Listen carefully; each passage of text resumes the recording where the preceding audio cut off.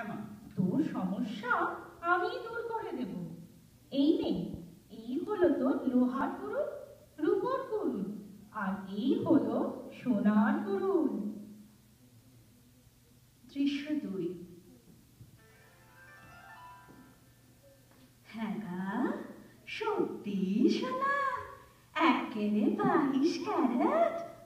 জলদেবীর দেওয়া সোনা, এতে কি ভেজাল থাকে নাকি? মুখ কোথাকার, একবারে খাঁটি। এই যে তোমার লোহারটার থেকেও ভারী গা।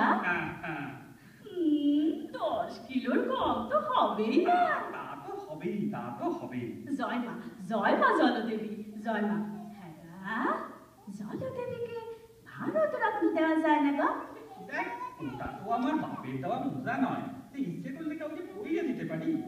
কিন্তু এত সোনা দে কি হবে গা?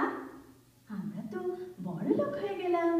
দেখো না, একবার আমার দিকে তাকিয়ে দেখো, বড় লোক কেমনিদের মতো দেখাচ্ছে না আমারে?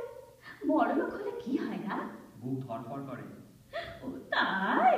অগো অগো, দিব্যি গেলে বলছি, আমার দিকে দেখো, আমার আমার বুকটা কেমন ধরফর করছে। এইটাই বুঝি বড় লোক হওয়ার লক্ষণ? ওটা হার্ট অ্যাটাকের লক্ষণ। আমার তো ফুর্তিতে নাচতে মনে হচ্ছে গা। খবরদার খবরদার, ওই ভুলটি করো না।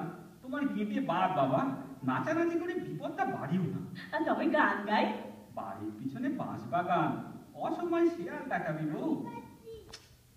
এত সোনা দে কি করবে কিছু ভেবেছ? ভাবা ভাবি কি আছে?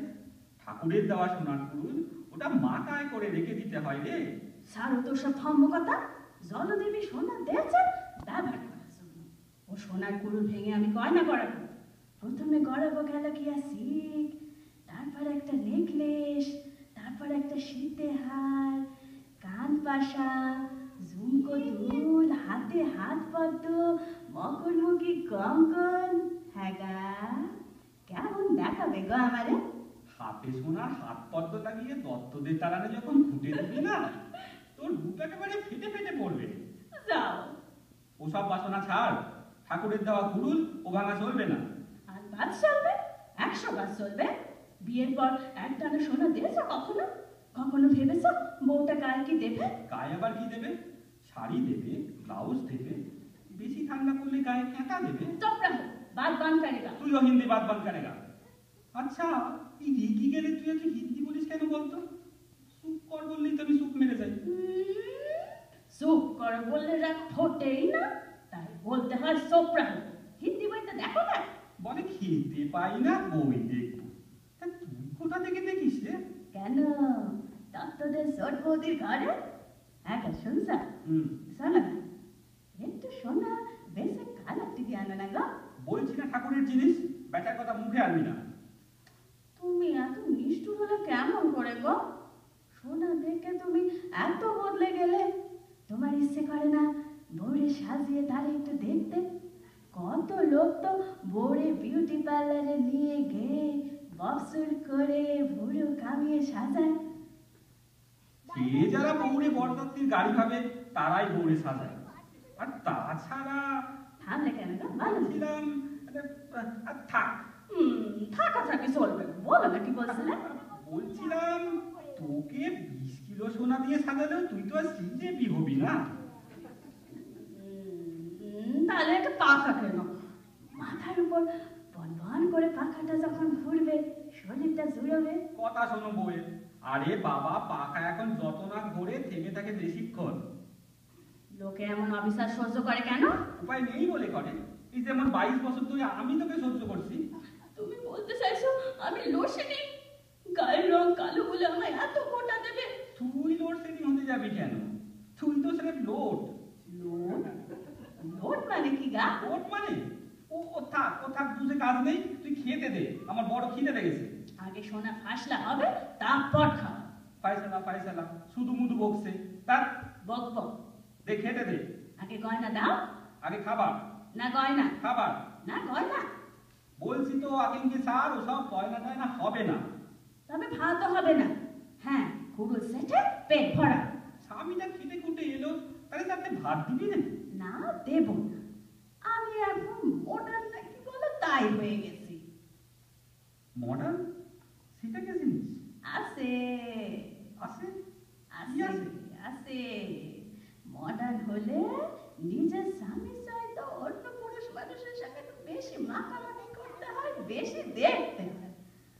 আমি এবার তাই করব। তুই যদি তা করতে পারিস না, তবে আমি জানবো আমার সে অন্তত গারল একজন আছে। তোর এই কাঠঠোকরা চেহারার থেকে কাকও তাকায় না রে। তুমি একটা পাষণ্ড, তোমার মধ্যে ভালোবাসা বলে কিছুই নেই গা। ভালোবাসা দুরকম হয় জানিস তো। এই যেমন ধর তাঁতের শাড়ি আর সিনথেটিক শাড়ি, একটাতে রোজ ইস্ত্রি মারতে হয়, অন্যটাতে মাঝে মাঝে মারলেও চলে। তা তোমার ভালোবাসা কোনটা, তাঁত না সিনথেটিক?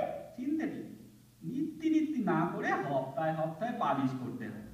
তুমি তাহলে সোনা দেবে না? না, দেব না। না না। তবে থাকো তোমার মনে, আমি চললাম। এই বউ, এই এই দেখো। দৃশ্য 3। আজও খেতে দিবি না? না দেব না। না। না, সোনা নয় দেবে না, কিন্তু রূপটা দিয়ে দাও, মন বাড়াবো। পেয়ে ঘ্যান ঘ্যান করছিস, চুপ করবি তুই? তুমি চুপ করো। যদি রূপ না দাও তাহলে তোমার ছেড়ে আমি চলে যাবো, আত্মহত্যা করবো। কেমন করে করবি? সে তোমার বলবো কেন? পাড়ার মানুষ জানবে পদ্ম স্বামীর অত্যাচারে আত্মঘাতী হয়েছে। সব করবি, সব করবি। যা যা যা, আমার জানা আছে, যা। জানা আছে তো? ঠিক আছে, দেখাচ্ছি তোমার মজা।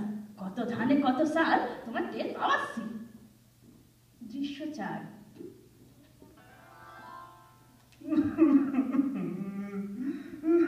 কি করলি বউ, কি করলি?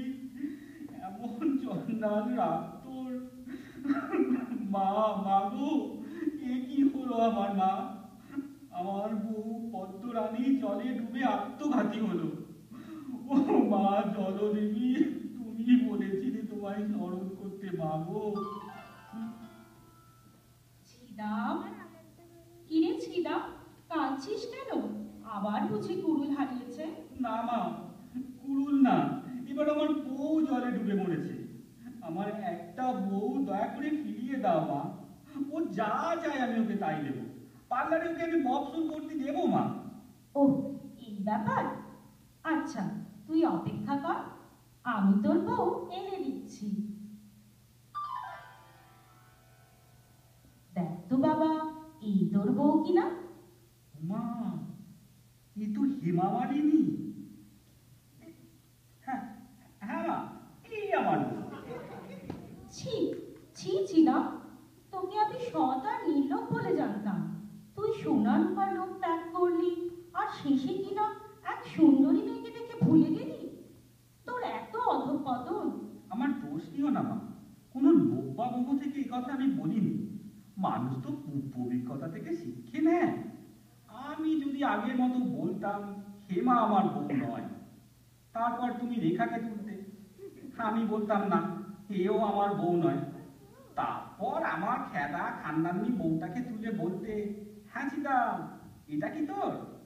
আমি বলতাম হ্যাঁ।